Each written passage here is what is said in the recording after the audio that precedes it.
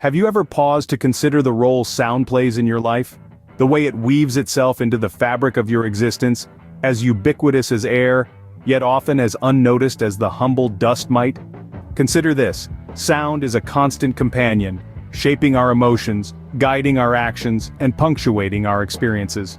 From the soft lullaby that sends a baby into the realm of dreams, to the thunderous applause that validates a performer's talent, sound is a powerful force that shapes our world.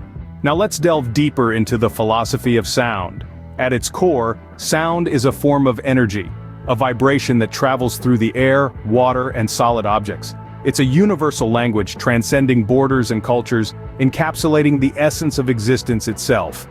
Take the roar of a lion, for instance. It's not just a sound, it's a proclamation of power, a declaration of dominance.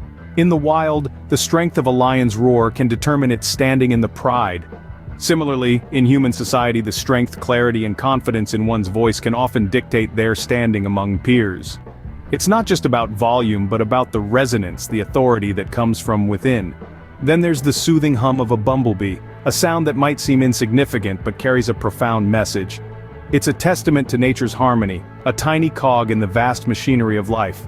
It reminds us that every creature, no matter how small, plays a vital role in the symphony of existence. The philosophy of sound is not just about the sounds we hear, but also about the silence in between.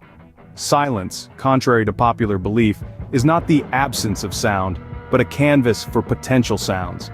It's in the silence that we find peace, introspection, and the space to create new sounds, new ideas, new possibilities. In essence, the philosophy of sound invites us to listen, not just with our ears but with our hearts, our minds, and our souls. It encourages us to appreciate the symphony of life, with all its harmonies, dissonances, crescendos, and decrescendos. In summary, sound is more than just a sensory experience. It's a form of communication, a tool for expression, a symbol of power, and a catalyst for creativity. It's a reminder of our interconnectedness with the world around us, a testament to the vibrancy of life. So, the next time you hear the rustling of leaves, the chirping of birds, or the laughter of a child, pause for a moment, listen, appreciate. And remember, in the grand orchestra of life, you too have a unique sound to contribute.